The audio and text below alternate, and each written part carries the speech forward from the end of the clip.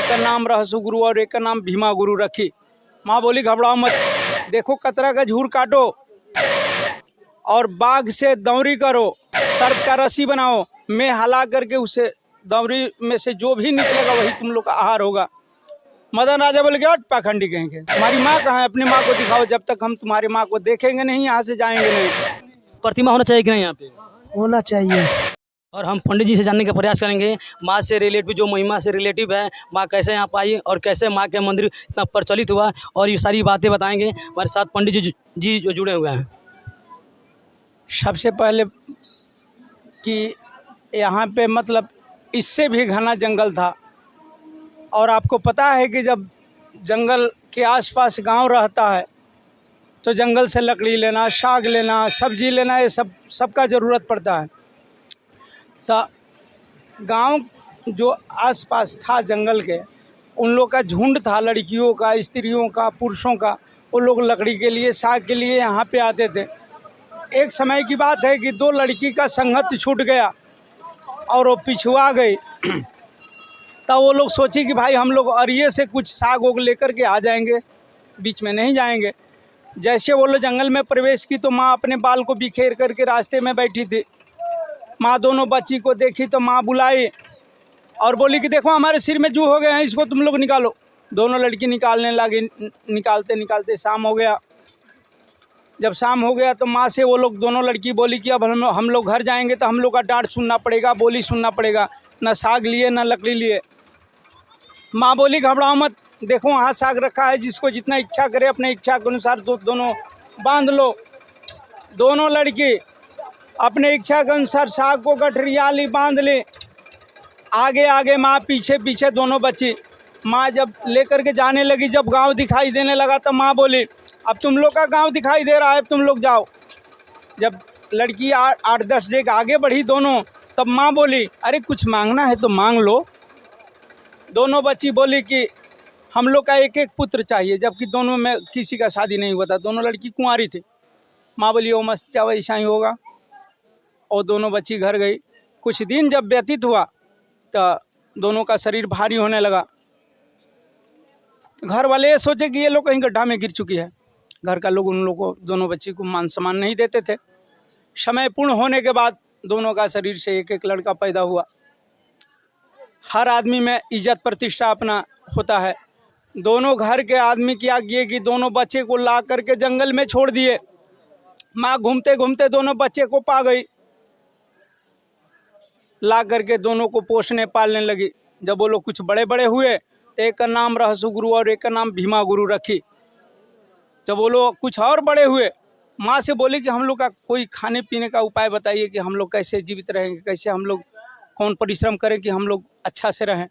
माँ बोली घबराओ मत, देखो कतरा का झूर काटो और बाघ से दौरी करो, सर्प का रस्सी बनाओ, मैं हला करके उसे दौरी में से जो भी निकलेगा वही तुम लोग का आहार होगा। दोनों बच्चे कतरा का झूर काटते थे और मैं हला करके बाघ से दौरी करते थे। उसमें से झिंगुआ बहरनी चावल निकलता था, वही उन लोग का आहार था, भोजन था। यह कहानी मदन राजा को मालूम हुआ। मदन राजा आए, यहाँ पे आए तो रहसु गुरु से पूछे कि यहाँ तुम लोग किसके बल पर रहते हो।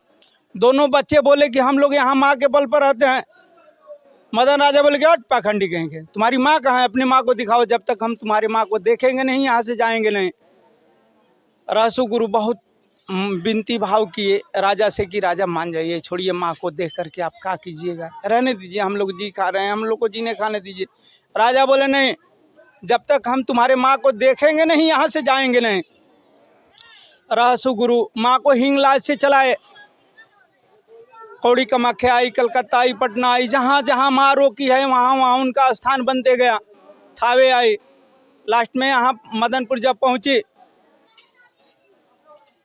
तो अभी रहसु गुरु मना किए कि अरे राजा अभी माँ तो आ गई है, लेकिन अभी छोड़ दीजिए, मान जाइए अपना जिद को। लेकिन राजहट और त्रिया हट है, दो बहुत बेजोड़ होता है। राजा अपने हट पर थे कि जब तक हम देखेंगे नहीं जाएंगे नहीं। लास्ट में रहसु गुरु को मस्तक को फाड़ करके माँ ने कंगन को दिखाई अपना।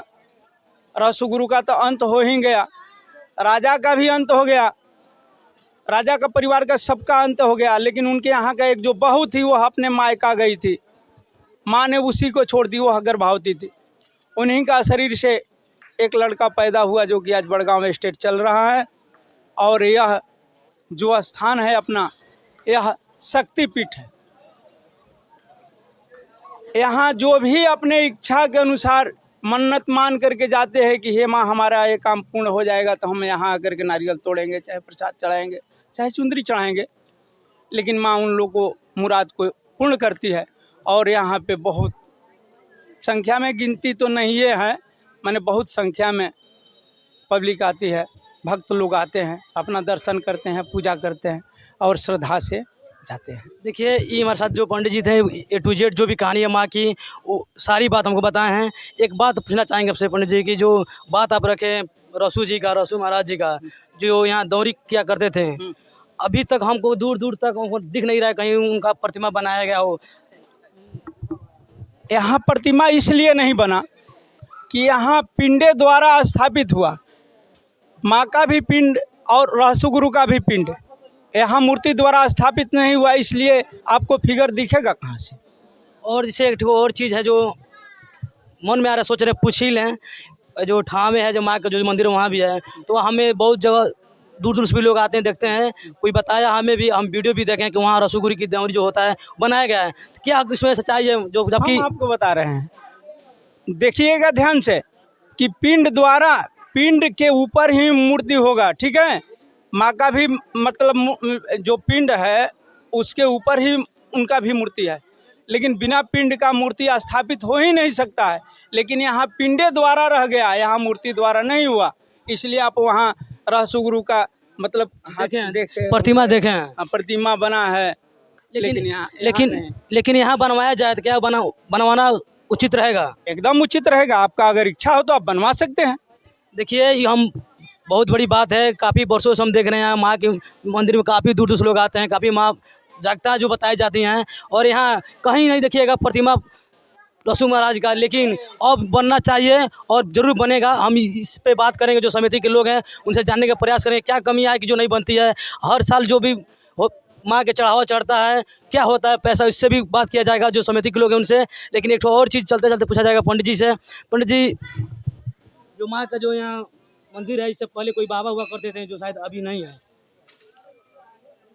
देखिए यह जो स्थान है, यह कोई नहीं बता सकता है कि यह स्थान कितना पुराना है, लेकिन इसके पहले हरिचरण बाबा थे, हरिचरण दास महंत जी, तो वहीं ये जो मतलब जंगल इससे भी पहले घना था ना, तो वहीं सब काट करके और भक्त सबको साफ करा करके और इस स्थान को वह उजागर किए। यह सत्य है।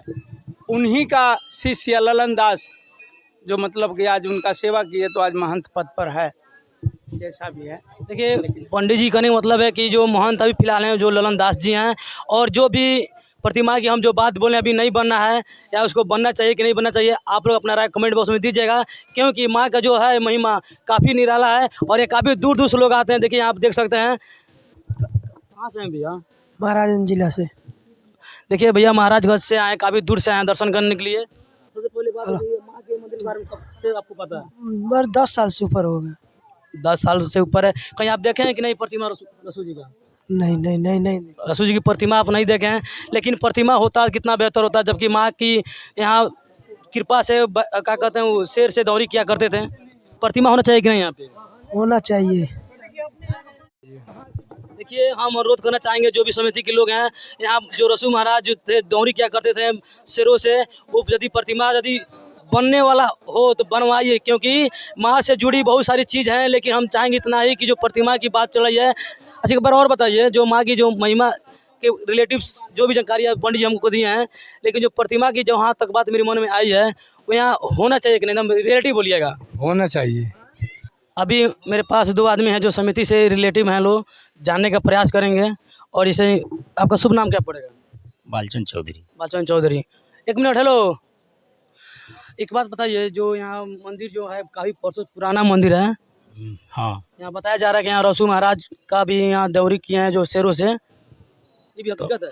हाँ तो हकीकत हो ही जाए, देख लो ऐसे ही न बताई। लेकिन आपको सुनने में कहाँ तक सच लगा है? ये तो ठीक है, सुन ले बानी जा तो बात वह सच चीज़ बताइए, जो काफ़ी मैंने वर्षों जो पुराना मंदिर है, यहाँ रसू जी यहाँ दौरी किया करते थे उस बागों से, कतरा काट के लाते थे, तो यहाँ कहीं प्रतिमा उनका नहीं दिखाई देता है। क्या इसके पीछे क्या राज है, क्या बात है?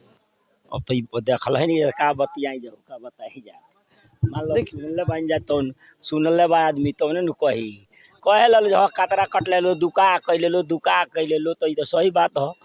ये हाँ सुन ले बात। देखिए, ये बात पर जो भी विषय है इस पर एक बार और बात किया जाएगा। जो समिति के जो सदस्य वगैरह रहेंगे, अध्यक्ष जो भी चुने गए हैं लोग, तो इस पर बात किया जाएगा। लेकिन ये हमको जहाँ तक लगा ये होना चाहिए, तो अपना हम विचार रखे हैं। लेकिन आप क्या सोचते हैं इसके बारे में, मंदिर के बारे में? आप लोग अपना राय कमेंट बॉक्स में जरूर दीजिएगा।